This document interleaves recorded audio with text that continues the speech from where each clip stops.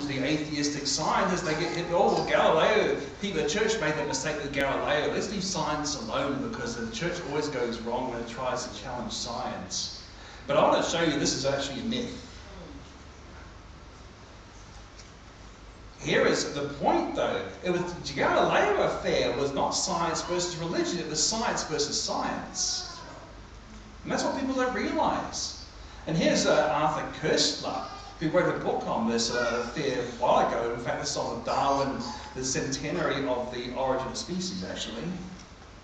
1959, he said there's a powerful body of men whose hostility to Galileo never abated. The Aristotelians at the university, the science establishment of the day, is what objected to Galileo. And a very, very nice turn of phrase here, innovation is a twofold threat to academic mediocrity. Endangers their oracular authority and evokes the deeper fear that their whole laboriously constructed intellectual edifice might collapse. And that's what we face as creationists. Evolution is a giant intellectual edifice, and creation caused the whole evolutionary edifice to collapse, and with it, their whole idea of relative morality as well, which they want so badly. Now, the thing is that the church itself was not always a problem, but here is the thing that the church was not originally the main threat to Galileo.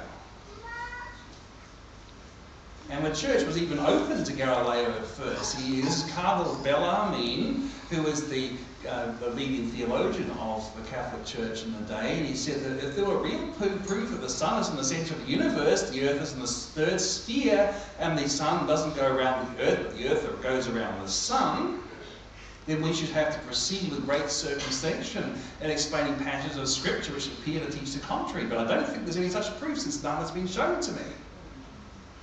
But see, here's another error with the Galileo thing, is we try and read today's knowledge back 400 years ago.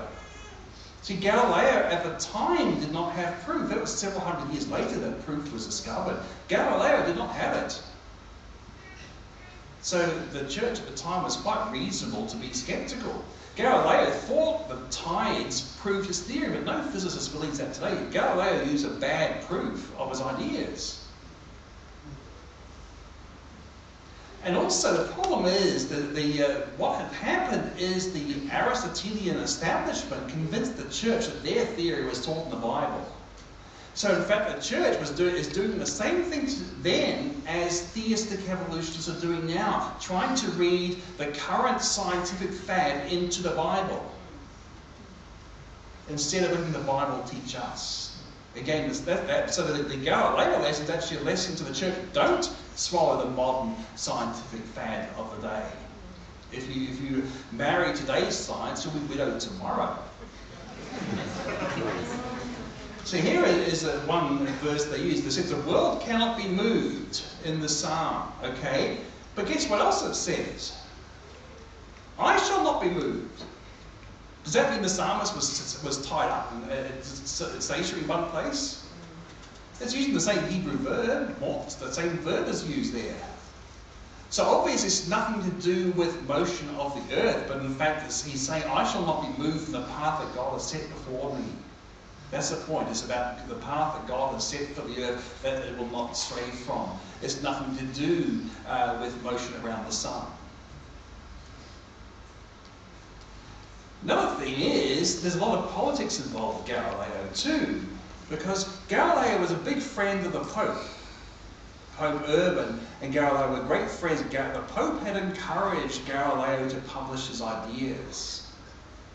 Okay, but what happened? Galileo published them in a dialogue between a proponent for his view of the sun at the centre and the view as the earth as the centre. And the thing is, he used the character simplicio, which means the fool, and he put the Pope's arguments into the words of the fool. See, not a good idea when you've got a very powerful political person like that. So that's what caused the enmity between the Pope and Galileo. And that was a big part of the controversy. Most of the church did not want to get involved with the Pope, whose ego had been wounded. And Galileo was not the easiest character to get on with.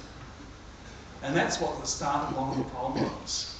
Nothing to do with science at all. People, personality, politics have far more. So how should we actually understand these sorts of things? I'll give you one thing to help you understand from real physics. Is the idea of a reference frame. What's this thing here? Yeah, it measures, it's saying it's 0, but hang on, aren't we going about 1,000 kilometres around on the Earth's axis? How could it measure 0? Relative. Because it's relative to the ground. I mean, when you tell a traffic cop, you run a stop sign, you say, well, I can't stop because the Earth's going 1,000 miles an hour.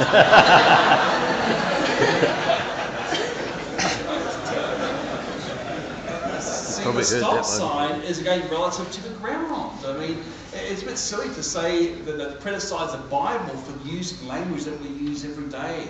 We talk about the sunset and sunrise today, don't we? You don't say to your girlfriend, look at that beautiful sunset, or you say, look at that beautiful pattern when the line of sight to the sun intersects the horizon when the Earth's rotation comes around.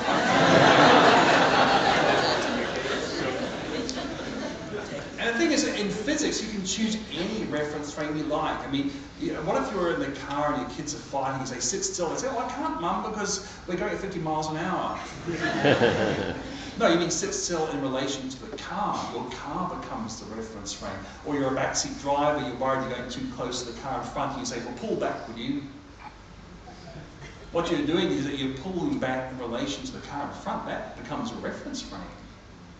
Or it means you're going less fast on the road, but pull back in relation to the car in front of you. So you can choose any reference frame you like. So the Bible is entitled to use the Earth as a reference frame as well. There's no scientific error in doing this. Another thing I want to get into is this idea of a flat Earth myth, because even the President of the United States committed this fallacy not too long ago. The idea that the church once believed in a flat Earth. Again, a complete mythology going on here. Because here is an interesting thing. You, creationist Christians, you might be told that you're a flat earther if you believe in creation. They use that sort of attack on you. But here's something very interesting. The leader of the Flat Earth Society is an evolutionist. So you can point out that, hang on, it's one of you guys who believes in the flat Earth, not me. The Bible teaches around Earth. But here's an evolutionist and a believer in the global warming thing too. It's interesting. He believes in a flat Earth. And the other thing is, most of the church never believed in a flat Earth.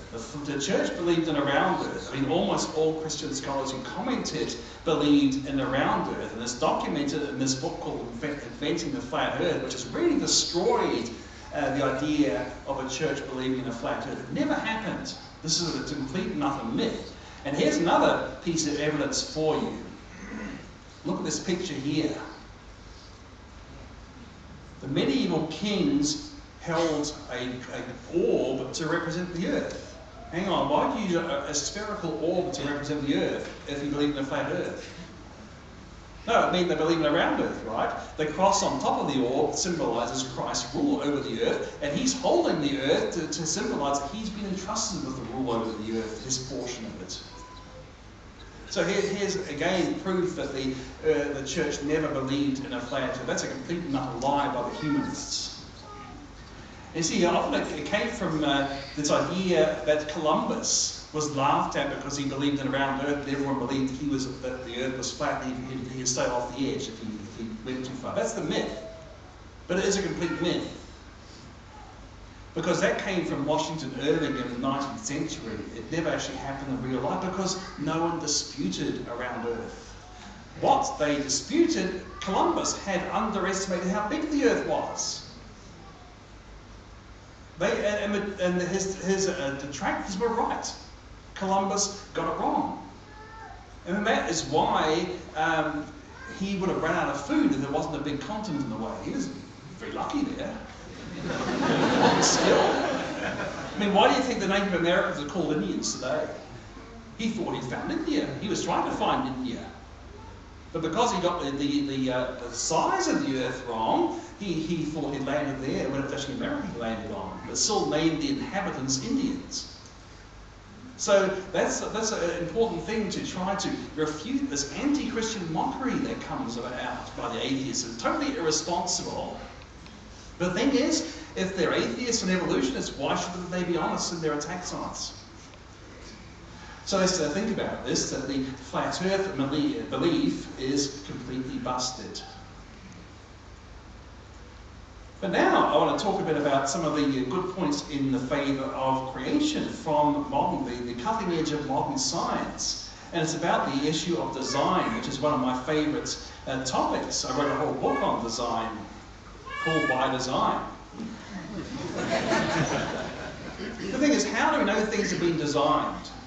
We make things ourselves, don't we? Like the airplane. How do we know the airplane was designed?